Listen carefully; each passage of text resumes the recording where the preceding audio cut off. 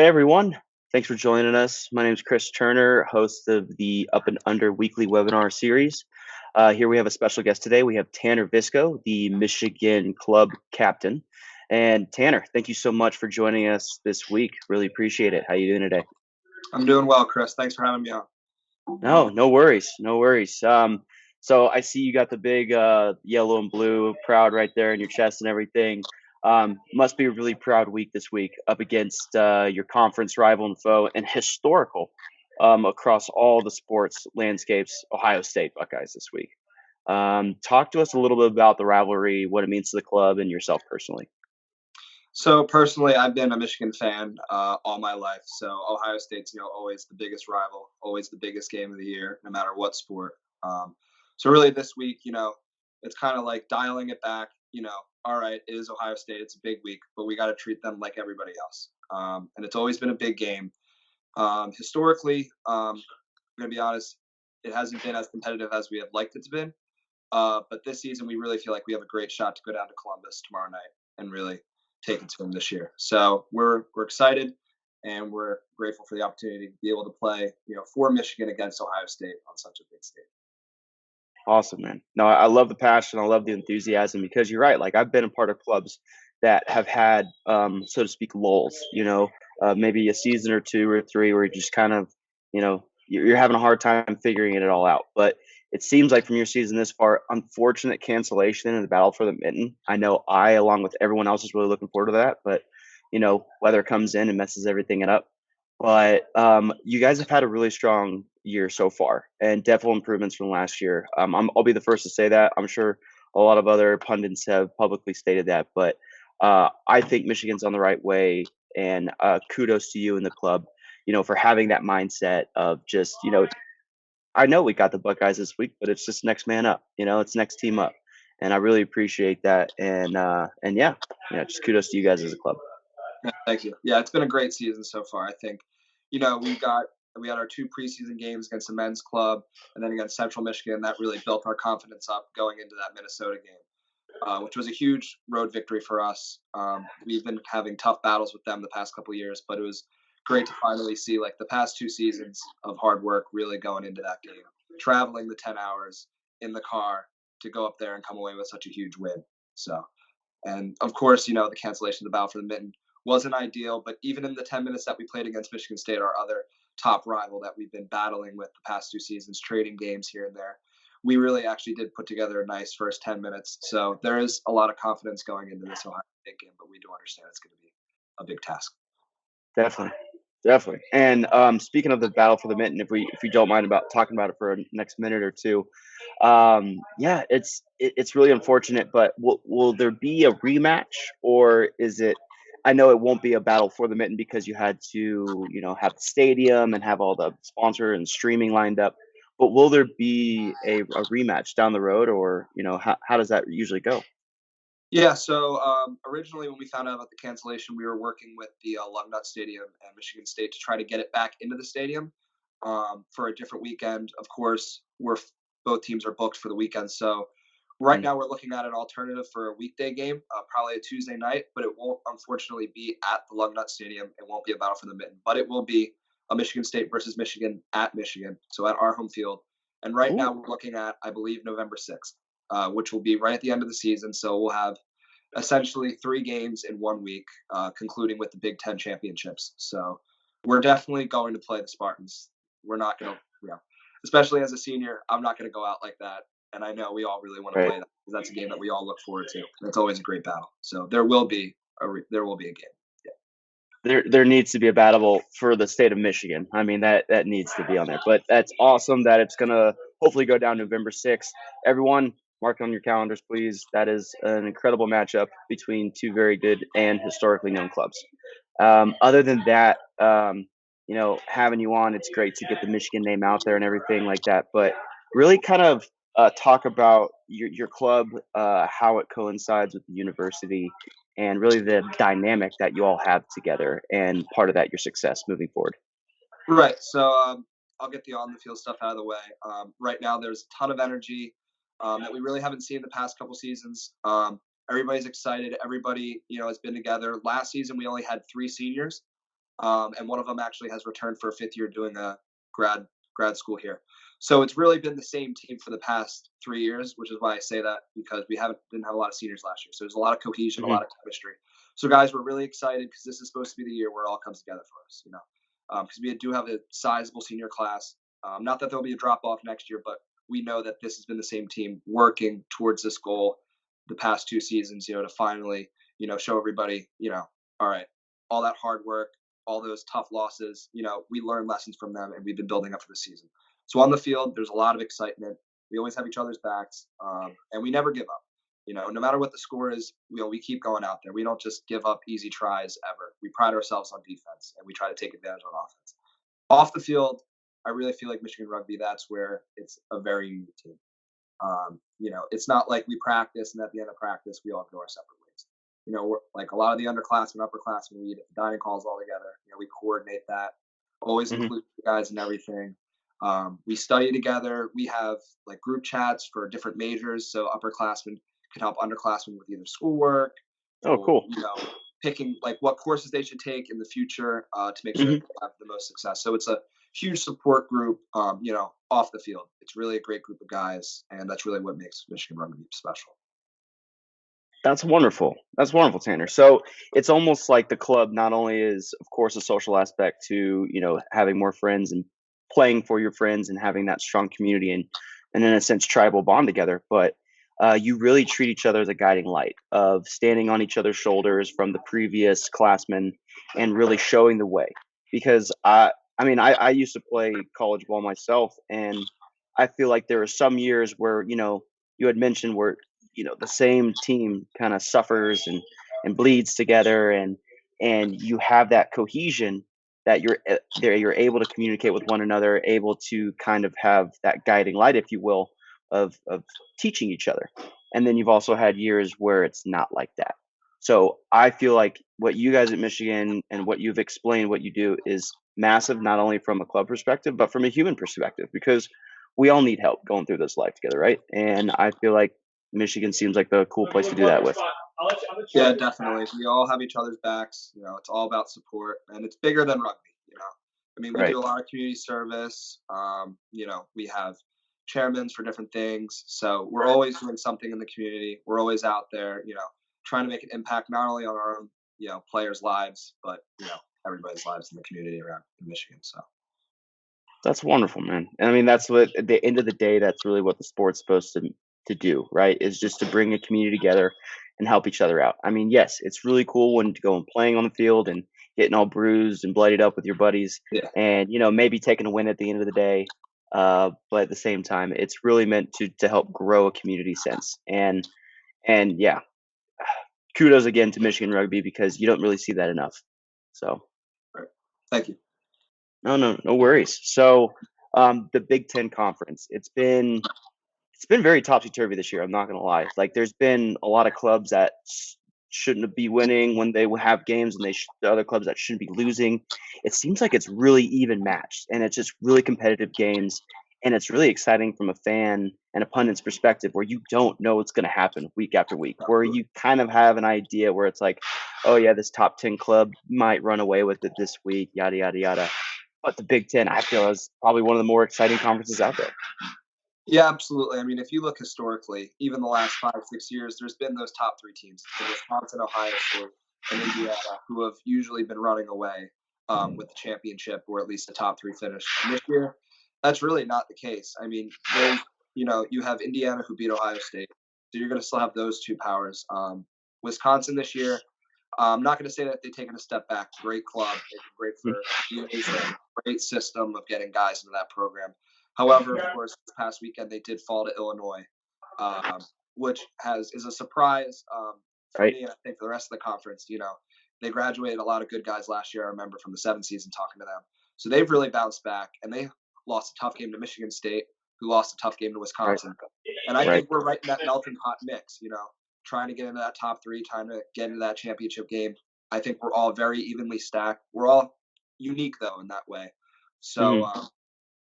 it's all about who's going to get that lucky bounce, who's going to make that right decision in what place, and it's really really interesting. And further than that, I mean Purdue and Minnesota. are two very good clubs as well. They're Hmm. very physical. They don't let up. They never gave up. In that Minnesota game, they kept coming at us. And we knew out of that halftime, we're only up by 8. We're like, we cannot take our foot off the pedal. Like, they're going to Right. come at us. They're mad. They came off and win against Purdue, and they feel like they should beat us. So Mhm. I think this year is very interesting. It's very different. You're not sure who's going to end up in that championship game. I mean, even Illinois was up against Indiana at the half, and right now they're looking Right. like us as a Right. top team. So it's definitely going to be an interesting year in the Big Ten, and we feel like this is our opportunity to really make a statement and get Michigan rugby back to where we want it to be. I mean, it's a beautiful statement because chaos is nothing but a ladder to climb, right? Yeah. And so hopefully the Big Ten chaotic conference, Michigan just finds a way and climbs to that top 3 spot. So is that usually how the conference, at least battle or the playoffs goes? Is it more of a top 4, top 3, and someone has a bye week? How does that usually work out and pan out? So the way the Big Ten is structured, there actually is no playoffs. It is based off of wherever you end up in the final standings. You just play the seed that's below you. So if you're in the top 2, you're going to the championship game. If you're 3-4, you're playing for the 3rd place, and then so on. So 5th place and then 7th place. So that's really how it works. So the regular season, that's it. That's your shot. And there are bonus points involved, and I'm pretty sure that's D1A universal. With Yes. if you score 4 tries and win, you get a point. If you lose by less than a try, you get a point. So those kind of things are really what I believe is going to really differentiate the teams this year is who can not only win games but win convincingly because it is going to be a tight race, and I think it is going to come down to a bonus point or two who can get into that top 2 spot. So every try matters, even if you're losing. Get to those 4 tries, make it a 1-try game. You can still salvage something. So, and I think there's something to be said for that, especially this year.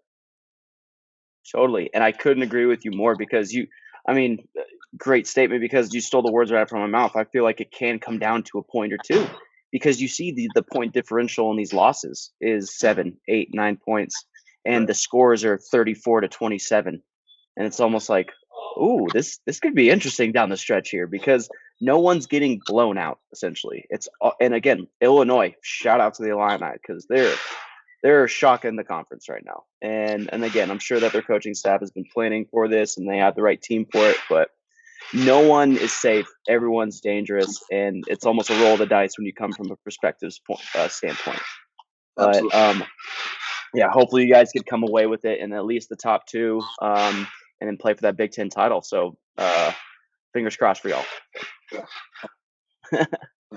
So Tanner, is there any way that the audience, whether they're listening or watching, any way that they could go check out the club, get in contact with you guys? How does that work for y'all? Do you have social media, websites? Yep. So we have a website. It's mrugby.com, and then we do have an Instagram and Facebook. Facebook is Michigan Rugby Football Club, and then our Instagram is U of M Rugby. We really try to put out as much content as possible. Keep growing the sport, keep making it professional, making it legitimate. That's what it's all about. Rugby is growing. The only way you're going to keep growing it is if you make it legitimate, and that's why the MLR it's a legitimate league. There's legitimate players, and that's really growing the sport. But on our end, we know that we have to act professional as possible and make sure that we're all in our uniform warm ups, especially for Battle for the Mitten, but in any game because we live stream almost every game on our YouTube. We also have YouTube Michigan Rugby. So Shout we out. really get the sport out there and make it as legit as possible because it is legit and we all take it very seriously. So And yeah, I couldn't agree with you more once again because you're right with the emergence of the MLR and the amount of high profile players that are now signing with these clubs. I don't know if you follow along, but Matthew Bastereau, former France number 12, has signed with Rugby New York. And then just yesterday, I found out that Ma Nanu, former All Black, just signed with the San Diego Legion. yep, And as a player, like I've been playing since I was 14, more than half my life now, and I grew up watching these guys, and it's one of those like, oh my god, they're in our backyard now. Like I live in Denver, so they're gonna be playing the Glendale team. I can see those guys, and a lot of other people can too. And just to kind of piggyback off that comment, you're right, where we see this emergence of a professional league in the United States that coincidentally is the next step up from college, right? Because I mean, yeah, you have the under 23 team, but that's really a high performance team. But when it comes to clubs and recruiting, y'all are right below them. And I'm sure you, maybe a lot of guys in your club and then in the conference are kind of thinking upwards to that.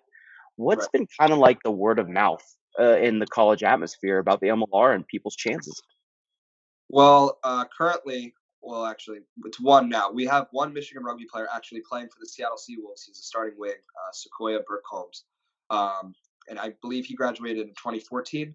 So he's been on the Seawolves since their inception. So from a Michigan standpoint, we know that we have like the organization and the coaching and the resources to be able to build a player or players who can play at that highest level. Other than that, I know of, I believe there's two Michigan State guys who graduated last year who are now playing or at least have a spot on the New England Free Jacks, which I believe is a team coming up into the MLR in the next couple of years.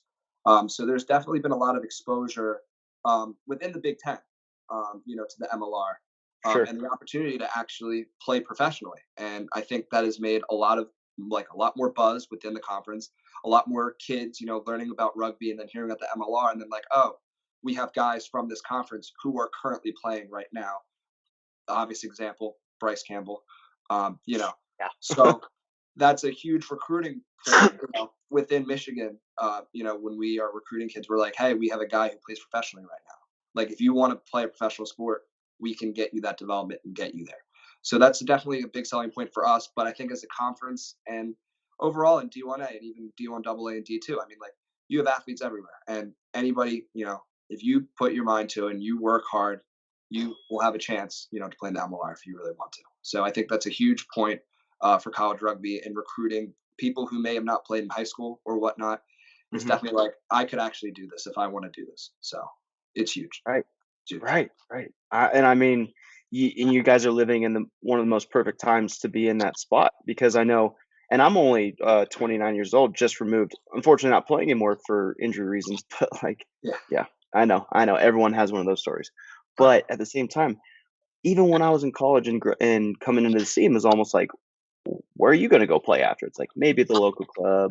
Well, in Northern California with the Olympic Club, which is in San Francisco, I was like, okay, that's like a pretty high end club, right? Where it's, I think now they're in D2. So it's just a weird, shaky foundation. And now that we actually have a sturdy one in the shape of the MLR, I think it just gives players so much more hope moving forward now. And again, you guys are taking complete advantage of that, not only in recruiting, but within yourselves trying to attempt in playing that. And it's actually a realizing goal now, which is amazing. Yeah. Yeah, it is great. It really is. So Tanner, we have a couple more minutes here. I know we could talk all day about rugby and the sport in Michigan especially, but I'm just kind of throw a little off the cuff questions your way, just as a rugby guy. Cool. So I'm sure you played for a hot minute. Are you more of a socks up, socks down, no socks kind of a guy? How do you usually go travel into game day or look into game day? So with the rugby socks, I like to keep them bunched down. I don't really like to pull them up near my knees. However, though, playing in the Big Ten in Michigan, it does frequently get below 32 degrees when we're playing. So that's when I'll hike the socks up for extra warmth. Nice. Yeah. Yeah, and I'll give you a little story. It was BTU's last year. We were playing Minnesota in Chicago, and I believe it was 27 degrees. There was still snow on the ground, and the ground was frozen. That Yeesh. was the game where I pulled up my socks because I know whatever skin part touches that frozen grass, it's getting shredded. It was worse than turf. So, Yeah. so Oh, those are yeah. definitely that's definitely when I would hike the socks up. But for the most part, I like breathability on my legs, so I wear the rugby socks that are as part of our uniform, but I scrunch them down. Nice, and just get a little bit extra suntan just before winter hits too. Yeah, Just to brown them up, even them out a little bit. yeah. But yeah, that's awesome. My next question would be if you had a magic wand in your hands and you were able to flick it and whatever you envisioned came to, which position on the field, if you could, would you remove and why? Would I remove? Hmm. That's a really interesting question. Honestly, probably the 15, which is the position that I like playing the most. And the reason why, So you're just taking yourself off the field in that sense, well, or I'm would you thinking find from a another home? whole, yeah, I'm thinking from a whole rugby perspective. That would make the kicking game a way bigger part of the game. You're not going to have someone Yeah. back there, um, you know, even with breaking the line. someone's going to have to get on their horse to try to chase him down because there's not going to be a 15 there to make that, maybe possibly tribe saving tackle. So I think if you took the 15 out, that would have probably the biggest impact on the game from an individual player perspective. And I think, a lot of people, who maybe aren't super familiar with the game, they understand a little bit, but they don't understand how crucial the 15 is. Maybe Right. he's not involved in every play, but there are a lot of plays and a lot of good 15s out there who alter games. So I think if there was going to be one that would eliminate just to see what it would be like for an interesting standpoint, curiosity would be the 15. Interesting. That's the first time I've ever heard that because people think like, oh, I want to take on a position that you may not miss that much, but you're just like, no, let's just throw everything to the wind and see what happens. Because even if you had your two wings still and you put one back where the 15 was, now you're down a man in the defensive line, so a lot more breaks potentially, which Exactly. could, yeah, that's an interesting way of looking at that. That's cool. All right, but you said you play 15 yourself. What other positions do you usually play, or what that coach usually has you play? Right. So currently I'm the fly half. Okay, But I'm a 15 by trade. I'm a back three by trade, but I've been playing 10 the past 2 years. And that's where I've gotten a lot more comfortable in there, making decision calling plays. Um, so I like 10, but I love 15, if I'm going to yeah. be honest. But yeah, I mean, I love it all. I've played, I started in high school. I played 4 years in high school for St. Joe's Prep in Philadelphia. So I started out as a Shout out flanker. to St. Joe's Prep. That's Yeah. awesome. Um, yeah, so I started off as a flanker for my first game freshman year. Never played, run all around. And then I moved to wing, and then I moved to 12, and then eventually I moved to 15 and then 10. So there was like, a chronological order to where I ended up. But yeah, so I'm currently fly half right now. Gotcha, and that makes sense because you want to improve or increase the kicking of the game, and as a Yeah, 10, I mean that's any 10's dream. So yeah, exactly. that's cool. All right, let's see. Last question: would you make the balls bigger or smaller if they had to increase or decrease in size? I would definitely say increase or not increase, sorry, decrease. Make them smaller. That I mean makes passes easier, make running with the ball easier. It just makes for a more dynamic game. I think if the balls are bigger, I even think there would be more knock-ons just because trying to catch that ball, especially under pressure, it's bigger. You got to like put more effort into getting it in your hands, and then when you get hit, if that ball is any bigger, you're falling on it. You might get the wind knocked out of you on certain occasions. So Very true. a smaller ball would make for way more skip passes, way more dynamic plays, less knock-ons. I think maybe not in slippery weather, but I Right. think it would definitely make for a faster, more dynamic game. Yeah, and you're right. It would definitely save some ribs from being cracked by falling on the bigger ball. You're Yeah, right.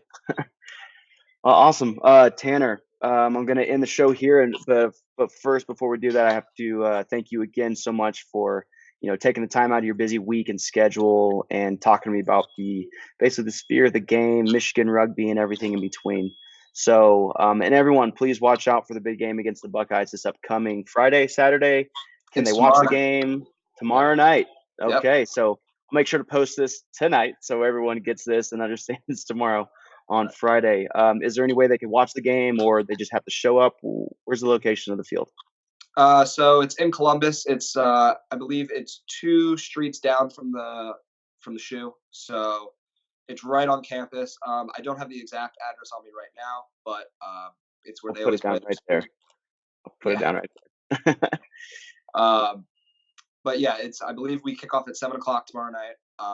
I don't think we're bringing our streaming equipment. However, Ohio State might have streaming equipment, but we will be filming it, so there definitely will be film of it if someone wants to watch it after the fact. Cool. And that YouTube channel, you guys, I'll put the link right down here where the hand waves a lot, as you Yeah, can see. So if you don't catch the game on Friday night, please check it out Saturday, Sunday, while you're watching football, when you're not watching football, when you're bored, whatever. Again, shout out to Michigan Rugby. Shout out to Tanner Visco, the captain and number 10, who apparently loves to kick. And Ohio State, you didn't hear that, but yeah. Again, thank you so much for joining the show. Really appreciate it. And good luck this weekend. thank you, Chris. It was a pleasure. All right, guys. Well, thank you so much, audience, for tuning in, and we'll catch you next week. See ya.